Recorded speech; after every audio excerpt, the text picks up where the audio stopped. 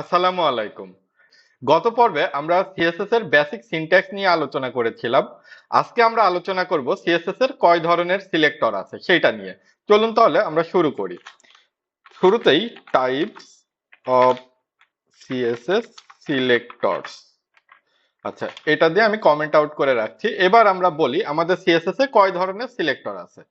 Generally আমাদের CSS এর ভিতরে 5 ধরনের মেজর সিলেক্টর আছে এবং এছাড়াও আরো কিছু সিলেক্টর আছে, সেগুলো সম্পর্কে এখন আমরা সেগুলোর এক এক করে আমরা নাম জানবো। তাহলে প্রথম যে সিলেক্টরটা সেটা হচ্ছে ইউনিভার্সাল সিলেক্টর। আচ্ছা, নাম থেকেই বুঝতে পারতেছি যে আমরা ইউনিভার্সাল, তার মানে আমাদের আমাদের যে পুরো যে ডকুমেন্টটা সেই ডকুমেন্টটার উপরেই এই ইউনিভার্সাল সিলেক্টর কাজ করবে। তারপরে 2 হচ্ছে আমাদের ট্যাগ সিলেক্টর। ট্যাগ সিলেক্টর নাম থেকেই আমরা যথারীতি বুঝতে পারতেছি যে এটা আমাদের এইচটিএমএল এলিমেন্টের যে ট্যাগ গুলা সেই ট্যাগ গুলাকে নিয়ে কাজ করবে। তারপরে আইডি সিলেক্টর। আচ্ছা, তারপরে হচ্ছে ক্লাস সিলেক্টর। এখন এই আইডি আর ক্লাস সম্পর্কে আপনাদের হয়তো এই দুইটা ওয়ার্ড একদম নতুন হতে পারে। তো এই আইডি আর ক্লাসের কাজ কি সেটা আমি একটু সংক্ষেপে বলে নিই। এই আইডি এবং ক্লাস এরা কিন্তু আমাদের এইচটিএমএল যে ট্যাগ সেই ট্যাগের অ্যাট্রিবিউট হিসেবে ব্যবহার করা হয়। তো অ্যাট্রিবিউট যখন, তার মানে আইডি একটা অ্যাট্রিবিউট নেম, ক্লাস একটা অ্যাট্রিবিউটের নেম, তো এই অ্যাট্রিবিউটের একটা ভ্যালুও থাকবে। তো যখন আমরা আইডি বা ক্লাস অ্যাট্রিবিউটের ভ্যালু দিচ্ছি তখন সেই ভ্যালুর ভিতরে আমরা যে নামটা প্রোভাইড করতেছি সেই নামটাকে আমরা বলতেছি ওই ট্যাগের আমাদের হচ্ছে আইডেন্টিফায়ার, বা ওই ট্যাগটাকে একটা নাম দিতেছি যাতে পরবর্তীতে ওই ট্যাগকে যখন আমরা সিলেক্ট করে নিয়ে আসতে চাবো তখন আমরা ওই নামটাকে ধরে তুলে আনতে পারবো। তো এই ক্ষেত্রে আইডি আমাদের যেটা, সেই আইডিটা হচ্ছে ইউনিক। তার মানে যে আইডির ভ্যালু হিসেবে আমরা যে নামটা দিব সেই নামটা আমাদের ওই পেজের ভিতরে একবারই ব্যবহার হবে। কিন্তু ক্লাসের ক্ষেত্রে আমরা যে নামটা দিব সেই নামটা আমাদের সিমিলার আর যেসব জায়গায় দরকার হবে সেখানে কিন্তু আমরা ব্যবহার করতে পারবো ওই ক্লাস নেমটা। তার মানে আইডি হবে ইউনিক এবং ক্লাস নেম হবে মাল্টিপল টাইম ব্যবহার করার উপযোগী। তো এখন আমরা চলে আসি তার পরের যে সিএসএস সিলেক্টরটা আছে সেটা হচ্ছে 5 হচ্ছে আমাদের অ্যাট্রিবিউট সিলেক্টর। মূলত এই 5 ধরনের সিএসএস আমরা আমাদের সিএসএস এর ভিতরে দেখে থাকি। এরপরেও কিছু আছে, যেমন আমাদের সুডো ক্লাস আছে, সুডো এলিমেন্ট আছে, সুডো ক্লাস সিলেক্টর। তারপরে আছে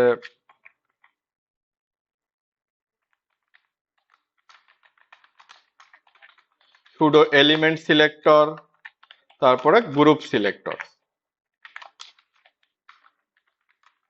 তো এই গ্রুপ সুডো ক্লাস সিলেক্টরের যদি আমরা এক্সাম্পল দেখতে চাই তাহলে পরে কি করব, এলিমেন্ট, তারপরে হচ্ছে সুডো এলিমেন্ট, গ্রুপ সিলেক্টর, এগুলো সব আমরা এক্সাম্পল গুলো ধীরে ধীরে আসতেছি। এখন আমি শুরুতেই ইউনিভার্সাল সিলেক্টরটা একটু চিনে আসি। তো ইউনিভার্সাল সিলেক্টর যেটা, এই ইউনিভার্সাল সিলেক্টরের ভিতরে আমরা যে বৈশিষ্ট্যগুলা, যে প্রপার্টি ভ্যালুগুলা ডিক্লেয়ার করব সেই প্রপার্টি ভ্যালুগুলা আমাদের পুরো পেজের সব এলিমেন্টের জন্য অ্যাপ্লিকেবল হবে। তো এই ইউনিভার্সাল সিলেক্টরটা আমরা কিভাবে দিতে হয়, এর জন্য আমাদেরকে একটা স্টার, তারপরে আমাদের হচ্ছে যে ডিক্লারেশন ব্লক সেটা দিয়ে দিতে হবে। এই স্টারের মাধ্যমে আমরা হচ্ছে আমাদের ইউনিভার্সাল সিলেক্টর মানে সবার জন্য অ্যাপ্লিকেবল সেটা বলতেছি। তো এখন যদি আমরা আচ্ছা, আমাদের এটা একটু দেখার আগে আমরা হচ্ছে আমাদের যে এইচটিএমএল আছে সেই এইচটিএমএল ফাইলটাকে আমরা লাইভ সার্ভারে ওপেন করে নিই, তাহলে আমাদের বিষয়টা বুঝতে সুবিধা হবে এবং আমরা একটু এইদিকে যত স্টাইল আছে সেগুলো আমি একটু কমেন্ট আউট করে রেখে দিই। আর আমাদের সিএসএস ফাইল লিংক করা আছে, হ্যাঁ। তাহলে আমি হচ্ছে এটাকে ওপেন উইথ লাইভ সার্ভার করতেছি। আচ্ছা, এটা কোথা থেকে পাচ্ছে? আচ্ছা, আমাদের এই যে আমি এগুলো আপাতত ডিলিট করে দিতেছি। আমাদের চাচ্ছি না আমরা কোনো আগের কোনো কিছু এর ভিতরে থাকুক। আচ্ছা, এবার একটু দেখি, হ্যাঁ। আচ্ছা, এখন একটা জিনিস দেখেন যে আমি যখন এই স্টার দিলাম, দিয়ে আমার হচ্ছে ডিক্লারেশন ব্লকের ভিতরে ব্যাকগ্রাউন্ড কালার হিসেবে রয়্যাল ব্লু দিয়ে দিচ্ছি। এবার আমি সেভ করতেছি, দেখেন আমার কিন্তু এটা পেয়ে গেছে। এবার যখন আমি কালার, টেক্সটের কালার হিসেবে হোয়াইট চাইতেছি, তখন কিন্তু আমার টেক্সটের কালারগুলো হোয়াইট হয়ে গেছে। তার মানে আমাদের এই যে এইচটিএমএল ডকুমেন্টের ভিতরে যত এলিমেন্ট আছে সবার জন্য কিন্তু এটা অ্যাপ্লিকেবল হয়ে যাচ্ছে। তাহলে এটা হচ্ছে কিসের উদাহরণ? এটা আমাদের এই ইউনিভার্সাল সিলেক্টরের এক্সাম্পল। আচ্ছা, এটাকে আমরা কমেন্ট আউট করে দিচ্ছি। আচ্ছা, তারপরে আমরা দেখব আমাদের হচ্ছে ট্যাগ সিলেক্টর। তো এখন ট্যাগ সিলেক্টর বলতে আমরা বুঝতেই পারতেছি যে আমাদের যে ট্যাগ আছে এইচটিএমএল ট্যাগ, সেই ট্যাগকে ধরে এনে আমাদের যে ডিজাইন করতে হলে আমাদের যে কাজটা করতে হবে সেইটা। তো এখন আমরা যদি আমাদের এইচটিএমএল পেজের ভিতরে আসি, তাহলে আমরা এখানে কি কি ট্যাগ ব্যবহার করছি একদম শুরু থেকে দেখি। আমরা আমাদের এইচটিএমএল ট্যাগ যেটা শুরু আছে শেষ আছে, হেডিং ট্যাগ ব্যবহার করছি, মেটা ট্যাগ ব্যবহার করছি, টাইটেল ট্যাগ ব্যবহার করছি, লিঙ্ক ট্যাগ ব্যবহার করছি, বডি ট্যাগ ব্যবহার করছি, তারপরে H1 tag, H2 tag, H3 tag, এইগুলা কিন্তু আমি ব্যবহার করছি। তো তার মানে এখন আমি যে এলিমেন্টটাকে আমাদের স্টাইল দিতে চাচ্ছি সেই এলিমেন্টটাকে আমরা সেই ট্যাগটা দিয়ে সিলেক্ট করব। যেমন আমি যদি পুরো বডিকে দিতে চাই, তাহলে পরে আমি এই যে যদি শুধু এই বডি ট্যাগটাকে তুলে আনি, আচ্ছা, তার মানে এই যে ট্যাগের নাম হিসেবে আমি বডি দিলাম, তার মানে আমি বডি ট্যাগটাকে নিয়ে কাজ করতেছি। তাহলে এখন এই এখন দেখেন আমাদের প্রিভিউতে কিন্তু আবারও কিছু নেই। এখন আমরা যেহেতু এটাকে কমেন্ট আউট করে দিয়েছি, তো এখন আমি বডির ডিক্লারেশন ব্লকের ভিতরে আমি দিলাম সাপোজ হচ্ছে ব্যাকগ্রাউন্ড কালারই দিই, আবার ব্যাকগ্রাউন্ড কালার। এবার আমি দিলাম হচ্ছে সাপোজ এটা দিলাম বার্লিউড এটা। তারপর আমি তো সেভ করলাম, দেখেন আমাদের কিন্তু বডির কালারটা চেঞ্জ হয়ে গেছে। তারপরে বডির যদি আমি হচ্ছে কালার দিই, মানে টেক্সটের কালার যদি বলি ব্রাউন, দেখেন আমার বডির ভিতরে যত এলিমেন্ট আছে সবার হচ্ছে কিন্তু টেক্সটের কালার ব্রাউন হয়ে গেছে। এখন যদি আমরা এর ভিতরে নতুন কোনো টেক্সট অ্যাড করতে চাই, যে সাপোজ আমি একটা পি ট্যাগ অ্যাড করতে চাচ্ছি, লরেম 30, আচ্ছা, এই প্যারাগ্রাফের কালারও টেক্সটের কালারও কিন্তু আমাদের ব্রাউনই হয়ে গেছে, যেহেতু একদম এই ট্যাগ লেভেল সিলেক্টর দিয়ে আমরা বলে দিয়েছি বডির যত এলিমেন্ট আছে তো সবাইকে এই কালারটা দিয়ে দাও টেক্সটের কালার হিসেবে। আচ্ছা, তাহলে আমরা ট্যাগ লেভেল সিলেক্টরও কিন্তু চিনে ফেললাম। আচ্ছা, এটাকেও আমি কমেন্ট করে দিচ্ছি। তারপরে আমরা আসি আইডি সিলেক্টর। থার্ড হচ্ছে আইডি সিলেক্টর। আচ্ছা, এখন আইডি আমি বলেছি যে আমাদের পেজের ভিতরে, আমাদের এইচটিএমএল পেজের ভিতরে আমরা আইডি নেম একবারই ব্যবহার করব। তার মানে এখন দেখেন আমি যদি H1 কে একটা আইডি দিই, সাপোজ হেড 1, এখন আমি H2 কেও যদি আইডি দিতে চাই, তাহলে পরে কিন্তু আমি এই সেম আইডিটা কিন্তু আর ব্যবহার করতে পারবো না, এটাকে আমার তখন চেঞ্জেস করে দিতেই হবে। আচ্ছা, তারপরে হচ্ছে আইডি আমি সাপোজ হচ্ছে একেও দিলাম হেড 3। আচ্ছা, তো এখন একটা জিনিস দেখেন যে আমি হচ্ছে এই হেড 1, হেড 2, হেড 3 এই তিনটা আইডি আমাদের হেডিং গুলাকে দিলাম। এখন কিন্তু আমাদের কোনো চেঞ্জেস নাই। এখন আমরা যখন এই আইডি কে ধরবো, আমাদের সিএসএস এ যখন আমরা আইডি কে সিলেক্ট করব, তখন আইডির যে নেমটা আছে, মনে করি আমরা এই H2 কেই আমরা স্টাইল করতে যাচ্ছি, সো এই H2 র আইডির যে নেমটা, সেই নেমের আগে আমাদেরকে একটা হ্যাশ ব্যবহার করতে হবে। হ্যাশ হ্যাশ সিম্বলটার মাধ্যমে আমরা সিএসএস এ আইডি কে প্রকাশ করতেছি। আচ্ছা, তারপরে আমাদের যথারীতি ডিক্লারেশন ব্লক। এখন যদি আমি আমাদের একটু প্রিভিউতে দেখে আসি, আমাদের এইভাবে আছে। তো আমি সাপোজ একটা স্টাইল দিচ্ছি, একটা ডিক্লারেশন দিচ্ছি যে টেক্সট ট্রান্সফর্ম আপার কেস। আচ্ছা, আপার কেস। এখন দেখি আমাদের টেক্সট কিন্তু আপার কেস হয়ে গেছে, আমাদের H2 টেক্সট যেটা হচ্ছে H2 ট্যাগের যে টেক্সটটা। তারপরে আমাদের যদি আমরা বলি ফন্ট, ফন্ট ওয়েট হচ্ছে আমাদের সাপোজ 400 রেগুলার, সেটা করে দিলাম। দেখেন আমাদের কিন্তু বোল্ড থেকে রেগুলার হয়ে গেল।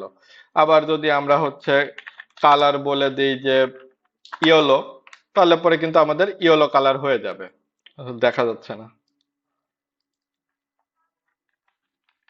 ইয়েলো গ্রিন দিয়ে দিলাম। আচ্ছা,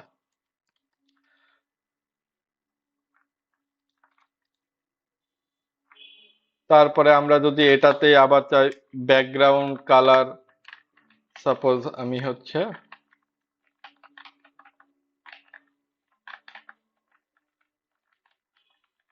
এটাই চাচ্ছি, ডার্ক সায়ান। তো এখন সেভ করে দেখেন আমাদের এটাতে আমরা যেটাতে দিতে চাচ্ছি সেটা কিন্তু হয়ে যাচ্ছে। তার মানে আমরা এইভাবে আইডি সিলেক্ট করতে পারি আমাদের সিএসএস এর ভিতরে। তারপরে হচ্ছে এক্সটার্নাল, আচ্ছা আমরা হচ্ছে এবার আমাদের হচ্ছে আইডি সিলেক্টর গেল, এবার হচ্ছে আমরা দেখব আমাদের ক্লাস সিলেক্টর। আমাদের ক্লাস সিলেক্টর দেখতে হবে, ক্লাস সিলেক্টর। আচ্ছা, ক্লাস সিলেক্টর ক্লাস দিয়ে সিলেক্ট করতে গেলে আমাদের আগে এইচটিএমএল এলিমেন্ট গুলাকে ক্লাস দিতে হবে। তো আমি যথারীতি আমাদের হচ্ছে এসে এর ভিতরে আমি ক্লাস দিলাম, ক্লাস দিচ্ছি সাপোজ এটাকে আমি প্যারা বলে একটা ক্লাস দিচ্ছি। তো এখন দেখেন আমাদের এইখানে আমরা যে প্যারাগ্রাফটা নিয়েছি এর কিন্তু আমরা টেক্সট দিয়েছিলাম, এখানে হচ্ছে 30 ওয়ার্ড আছে। তো এখন আমি চাচ্ছি পি লরেম 4, 4 ওয়ার্ডের একটা প্যারাগ্রাফ নিলাম। তারপরে পি আর একটা নিচ্ছি আমি লরেম সাপোজ 20। আচ্ছা, তো এখন প্রত্যেককেই আমি সেম ক্লাসটা দিব। তো তার আগে আমি হচ্ছে একটু দেখিয়ে নিই আপনাদেরকে প্রিভিউটা। এখন কিন্তু এই অবস্থায় আছে। তো এই যে ক্লাস নেম আমরা প্যারা দিলাম, এই প্যারাকে যদি এখন আমরা সিএসএস এর ভিতরে ধরতে চাই তাহলে কিভাবে ধরবো? আইডির ক্ষেত্রে আমরা দেখছিলাম যে আমাদের যে আইডির নেমটা তার আগে আমরা একটা হ্যাশ দিচ্ছিলাম, আর ক্লাসের ক্ষেত্রে আমরা হচ্ছে একটা ডট দিব। ডটের মাধ্যমে আমাদের ক্লাস বোঝানো হচ্ছে। তো তারপরে আমরা হচ্ছে এটাকে আমাদের ক্লাসের নামটা দিয়ে দিব। তারপরে আমরা হচ্ছে আমাদের ডিক্লারেশন ব্লকের ভিতরে এখন আমরা আমাদের যে স্টাইলগুলো দিতে চাচ্ছি সেইগুলো আমরা দিব। তো ব্যাকগ্রাউন্ড কালার হিসেবে আমি কোরাল দিচ্ছি। তো এখন আমরা যদি সেভ করি তো দেখেন আমাদের হচ্ছে এই যে প্রথম প্যারাগ্রাফটা সেটার কিন্তু ব্যাকগ্রাউন্ড কালার কোরাল হয়ে গেছে। আচ্ছা, তারপরে যদি আমি চাই যে কালার যদি আমি চাই হচ্ছে সাপোজ কোরালের ভিতরে আমি চাইতেছি একটু ফানি কালার সিলেক্ট করি, এই যে ইন্ডিগো, সাপোজ আমি ইন্ডিগো কালারটা সিলেক্ট করলাম। এবার দেখেন আমাদের হচ্ছে টেক্সটের ওই প্যারাগ্রাফটার টেক্সটের কালার কিন্তু চেঞ্জ হয়ে গেছে। তো এখন আমরা যদি মনে করি যে না, আমরা হচ্ছে আমাদের যখন আমরা ওয়েবসাইট যখন ডিজাইন করি তখন কিন্তু আমরা একটা মানে ক্লাসের ব্যবহারটা আমরা কিভাবে করি, যে আমাদের যে প্যারাগ্রাফগুলা এই প্যারাগ্রাফটা সবার কিন্তু সিমিলার স্টাইল থাকে। তো সেই ক্ষেত্রে আমরা যেহেতু ক্লাস নেম মাল্টিপল টাইম ব্যবহার করতে পারি, সো এই ক্লাসটাকেই আমরা কিন্তু সবগুলো প্যারাগ্রাফের ভিতরে দিয়ে দিতে পারি। আচ্ছা, এখন যদি আমি সেভ করি তাহলে দেখেন সব প্যারাগ্রাফ কিন্তু সেম বৈশিষ্ট্য পেয়ে গেছে। আমি শুধু জাস্ট একটা জায়গা থেকে চেঞ্জ করব, সাপোজ ফন্ট ওয়েট আমি হচ্ছে এবার 700 দিয়ে দিচ্ছি, মানে বোল্ড। দেখেন সবগুলো প্যারাগ্রাফ কিন্তু বোল্ড হয়ে গেছে। আমি এখন যদি 200 দিয়ে দিই, দেখেন সবাই কিন্তু হচ্ছে যার যার অবস্থানে ফিরে গেছে। 200 সম্ভবত পাচ্ছে না, আচ্ছা 400 দিলাম। আচ্ছা, সবাই কিন্তু রেগুলার ফন্টে ফিরে গেছে। আমি যদি এখানে কালার এখানে হচ্ছে হোয়াইট করে দিই তাহলে পরে সেভ করার সাথে সাথে আমার সবগুলো প্যারাগ্রাফের কালার কিন্তু চেঞ্জ হয়ে যাবে। আচ্ছা, আমাদের সিএসএস সিলেক্টরও শেষ হয়ে গেল, আমি এটাকেও কমেন্ট আউট করে দিচ্ছি। এরপরে আমাদের হচ্ছে অ্যাট্রিবিউট সিলেক্টর। অলরেডি আমাদের ভিডিওটা অনেক লম্বা হয়ে যাচ্ছে, আমরা শুধু এই অ্যাট্রিবিউট সিলেক্টরটাই এখানে কভার করব, তারপরে আমরা আরেকটা ভিডিওতে বাকিগুলা কভার করব। তো অ্যাট্রিবিউট সিলেক্টর বোঝানোর আগে আমি হচ্ছে আমাদের যে এইচটিএমএল আছে, আমাদের এখন আবারও আগের অবস্থায় ফিরে গেছে প্রিভিউ। এই এইচটিএমএল এর ভিতরে আমরা হচ্ছে দুইটা ইনপুট ট্যাগ নিই। ইনপুট ট্যাগ একটা নিলাম টাইপ সাপোজ টেক্সট নেম হচ্ছে ফার্স্ট আন্ডারস্কোর নেম।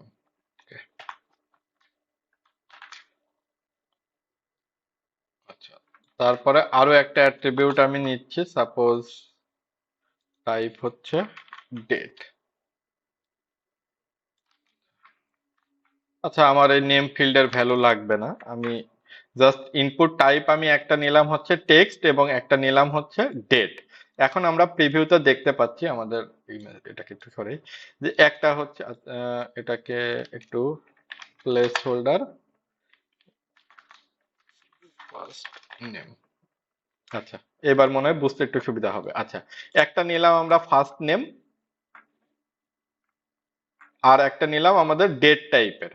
তো এখন আমরা যদি অ্যাট্রিবিউট সিলেক্টর হিসেবে সিলেক্ট করতে চাই, তাহলে পরে এখন এই ইনপুট ফিল্ডের বা আমাদের এই প্যারাগ্রাফের ক্ষেত্রে আমাদের অ্যাট্রিবিউট কারা, এই যে ক্লাস, এই প্যারাগ্রাফের ক্ষেত্রে এই ক্লাস প্যারা এটা হচ্ছে একটা অ্যাট্রিবিউট।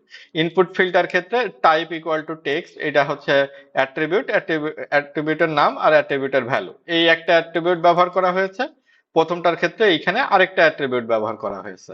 তারপরে আমরা দ্বিতীয় যে ইনপুট ট্যাগটা, সেটার ক্ষেত্রে আমরা শুধু একটা অ্যাট্রিবিউট ব্যবহার করছি। তো এই অ্যাট্রিবিউট গুলার মাধ্যমে আমাদেরকে এই ইনপুট ট্যাগের ক্ষেত্রে স্টাইল করতে হবে। তো সেইটা আমরা করব হচ্ছে কিভাবে সিলেক্ট করব। তো এই ক্ষেত্রে আমাদের অ্যাট্রিবিউট সিলেক্ট করার ক্ষেত্রে আমাদেরকে শুরুতে থার্ড ব্র্যাকেট ব্যবহার করতে হবে।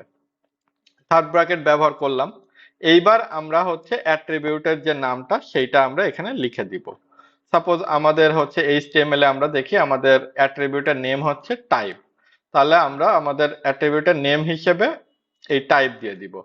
এখন যদি আমরা হচ্ছে এই ডিক্লারেশন ব্লক দিয়ে দিই, তাহলে পরে এখন আমরা এখানে ব্যাকগ্রাউন্ড কালার সাপোজ আমরা দিলাম অ্যাকোয়ামেরিন, তাহলে পরে কি হবে একটু দেখি। আমাদের প্রত্যেকটা ইনপুট ফিল্ডের যাদের টাইপ, যাদের অ্যাট্রিবিউট টাইপের অ্যাট্রিবিউট আছে তাদের সবার কিন্তু ব্যাকগ্রাউন্ডের কালার এই চেঞ্জ হয়ে গেল। কিন্তু আমি যদি এইখানে এই অ্যাট্রিবিউটের সাথে আরেকটু স্পেসিফিক করি, ইকুয়াল টু তার ভ্যালুটাও দিয়ে দিই, অ্যাট্রিবিউটটার যে ভ্যালু, অ্যাট্রিবিউটের ভ্যালু কি টেক্সট হিসেবে এখানে আছে। তো এই যে অ্যাট্রিবিউটের ভ্যালু টেক্সট, তখন যদি আমি সেভ করি তাহলে পরে শুধুমাত্র আমার যে ইনপুট ফিল্টার টাইপ অ্যাট্রিবিউটের ভ্যালু টেক্সট, শুধুমাত্র তার চেঞ্জ হবে। যখন আমরা টেক্সটের জায়গায় ডেট বসিয়ে দিব তখন শুধুমাত্র ডেটের ক্ষেত্রে চেঞ্জ হবে। এখানে আমি আরেকটুখানি দেখে দিই, এটা যদি টেক্সট রাখার পরে আমরা এখন শুধুমাত্র দেখতেছি এইটার ক্ষেত্রে এমন হয়েছে। তো এখন আমি যদি আরো একটা ইনপুট নিই যার টাইপও আমি টেক্সট দিলাম, সাপোজ এইটার ক্ষেত্রে আমি হচ্ছে প্লেস হোল্ডার দিয়ে দিচ্ছি লাস্ট নেম। তো এখন আমরা যদি দেখি, এখন লাস্ট নেমের ক্ষেত্রেও কিন্তু আমাদের যেহেতু ইনপুট টাইপ অ্যাট্রিবিউট আছে এবং তার ভ্যালু হিসেবে টেক্সট আছে, সো আমাদের এই ফিল্ডটাও কিন্তু আমাদের কালার, ব্যাকগ্রাউন্ড কালার চেঞ্জ হয়ে গেছে। এখন যদি আমরা ইনপুট আরো একটা টাইপ নিই যেটার টাইপ আমাদের হচ্ছে ইমেল। আচ্ছা, এখন যদি আমি সেভ করি, এখন কিন্তু আমি এই ইমেল ফিল্ডের জন্য আমি কিন্তু কোনো কালার দেখতে পাচ্ছি না। কিন্তু এখন যদি আমি এখানে টেক্সটের ক্ষেত্রে ইমেল সেভ করে দিই টাইপটাকে, তাহলে পরে আমি দেখতে পাচ্ছি শুধুমাত্র আমার ইমেল টাইপের যেটা আছে ইনপুট সেটারই ব্যাকগ্রাউন্ড কালারটা চেঞ্জ হয়ে গেছে। তো এইভাবে আমরা অ্যাট্রিবিউট সিলেক্ট করার মাধ্যমে আমাদের কাজগুলা করতে পারি। এরপরে আছে আমাদের হচ্ছে সুডো ক্লাস, সুডো এলিমেন্ট এবং গ্রুপ সিলেক্টর। এই সুডো ক্লাসের মাধ্যমে কি হচ্ছে আমি শুধু সংক্ষেপে একটু বলে দিচ্ছি। আমরা যখন আমাদের হচ্ছে ওয়েব পেজের ভিতরে হোভার নিয়ে কাজ করি, তারপরে আমাদের ফোকাস নিয়ে কাজ করি, এইগুলো আমাদের হচ্ছে সুডো ক্লাস। তারপরে সুডো এলিমেন্ট কারা, আমাদের কোনো একটা এলিমেন্টের বিফোরে এবং আফটারে স্টাইলিং করার দরকার পড়ে, সেইটা হচ্ছে আমাদের সুডো এলিমেন্টের একটা এক্সাম্পল।